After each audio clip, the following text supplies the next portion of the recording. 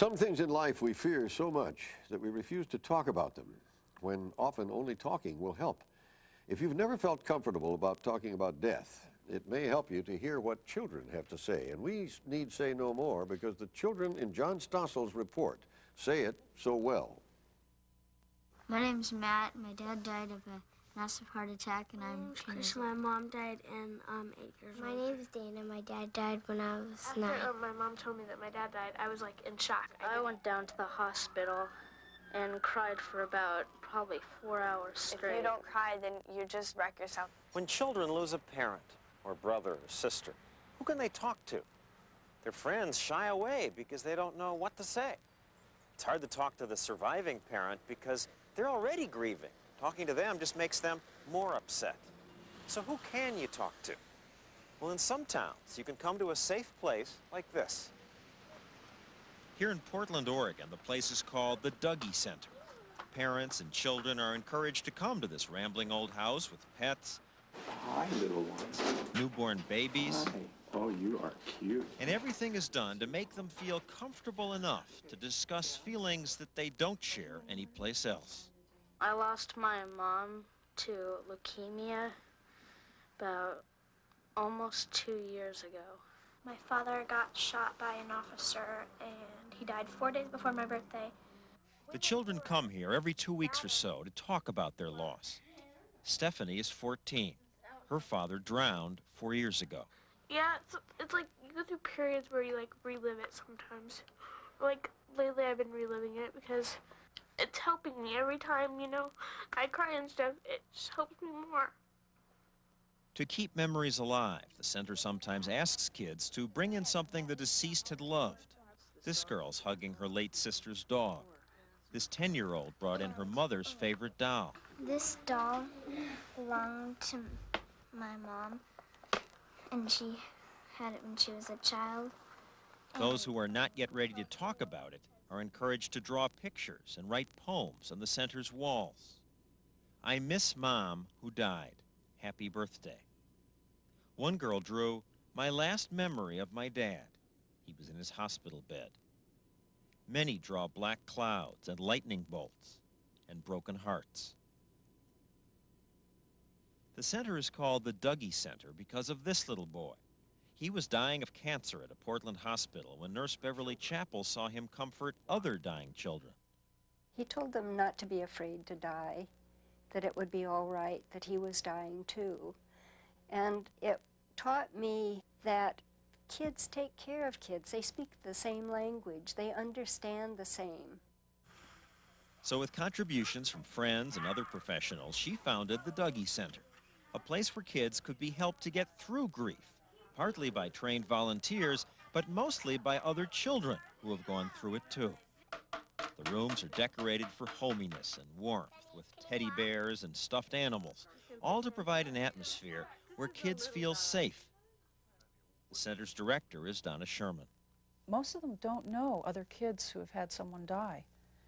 And so when they come here and they find out that the other kids who've gone through what they have gone through are like them, it normalizes it for them. As a result, many of the kids say this is the only place where they can really let their feelings out. Couldn't you talk to your friends about it? No, not really. David is 10. Because His father died of a cocaine overdose. I have friends, but I don't really trust them. Because like some friends, I'd tell them, and then it'd be around the school in 5 minutes, and I don't want that. Why is it bad if other people know? It's not like it's something you did wrong. Well, it's sort of hard. I mean... Does it get awkward? Yeah, it's just get Like awkward after a while, because everyone else has parents, and you're missing someone. Kids tend to keep it inside. They don't want to be different. A lot of them don't really want people to know that someone died because it makes other people feel awkward.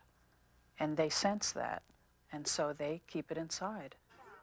She says children need lots of explanations about death because kids often confuse reality with fantasy.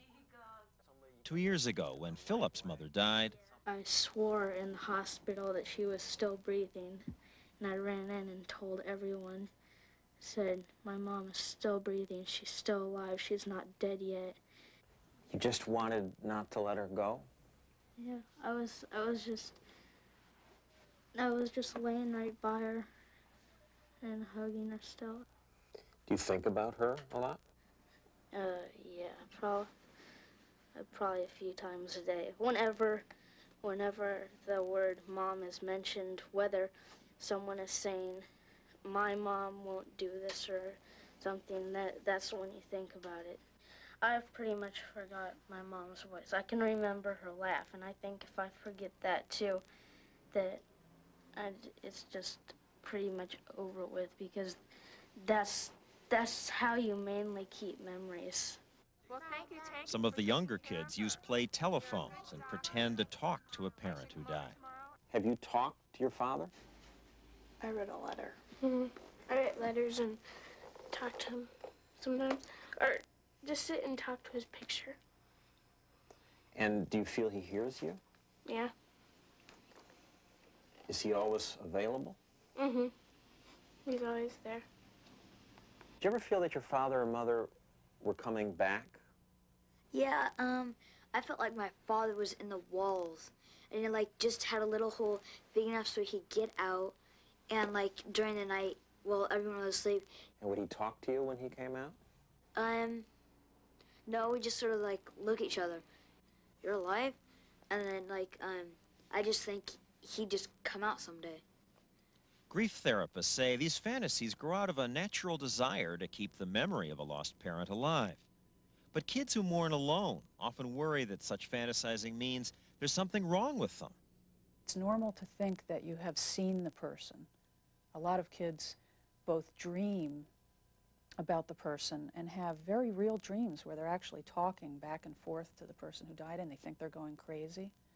Where they say, I could have sworn I saw my dad last night at the mall. She says a good way to deal with these feelings is to write to the lost parent or to collect photographs, something tangible to remember them by.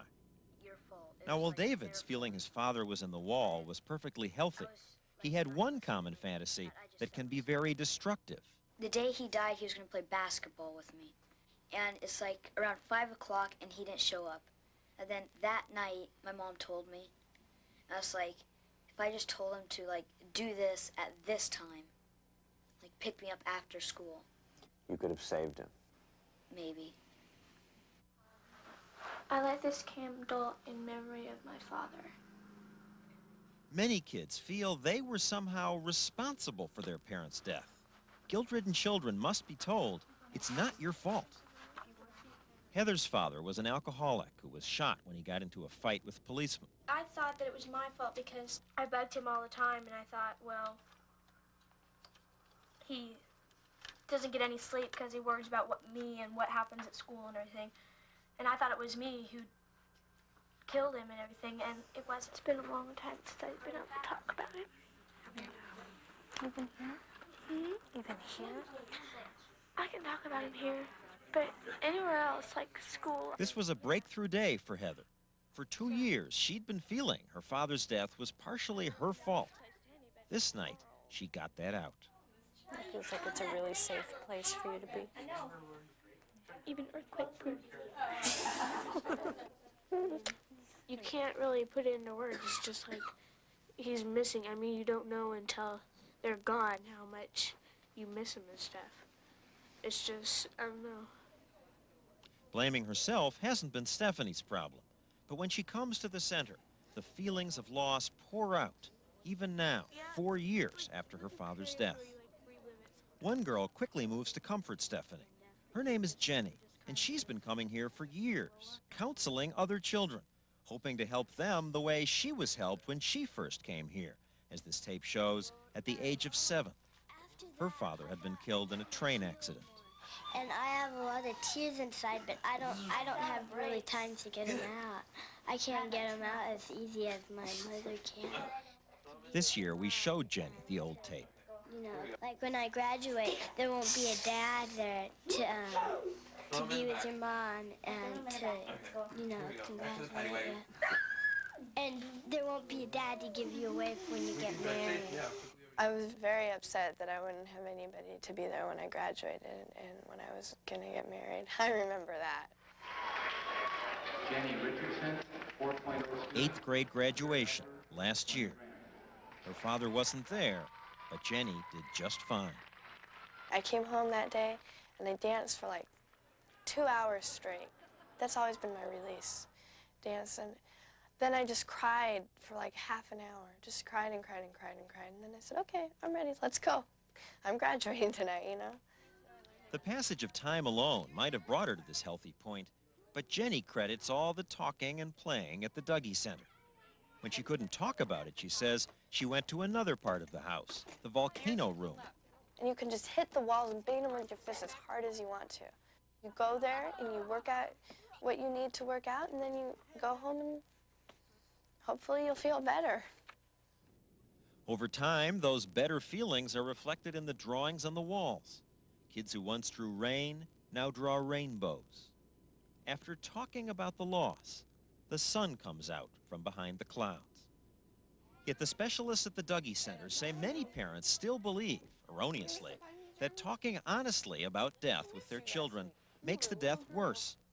In fact, they say, some parents are simply trying to protect themselves because they don't know how to respond. The kids at the center had some advice about this. The adult can't be afraid to tell the child the truth. For me, if I was lied to something, I think that's the worst thing to be told in the world. But the truth is the worst thing to be told in the world in this case. Well, No, not really. It's better to tell the truth than not tell at all.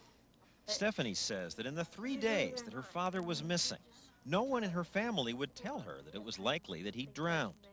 She was 10 at the time. Like, I didn't know anything was going on during these 3 days when my family would come over and make me go outside or something and tell my mom everything that was going on.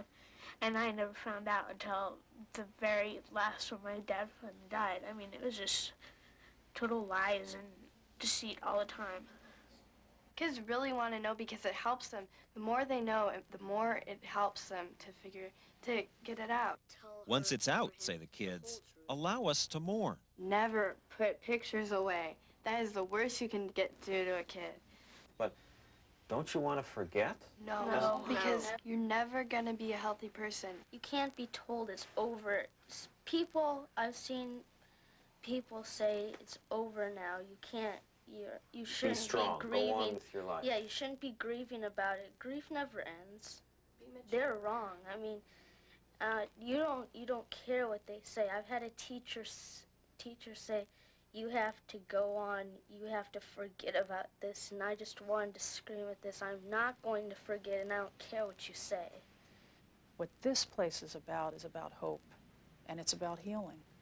It's scary to think of where I'd be, where my family would be today without the Dougy Center. What an important place. Are there others like it in the country, John? There are now. Because this place was so well received, there are now 28 others like it around the country, and to find out about them, you can call the Dougy Center in Portland. I imagine a child fears the death of the remaining parent when this happens to him. The experts say that is one of the first fears, that everyone will die, and it's important to reassure the child that the surviving parent isn't likely to die too, and to say to the child, there will always be someone to take care of you. That boy was so right. You should never tell a child to stop grieving or to forget, because they won't forget. But it's a natural thing to want to do. Thank you, John.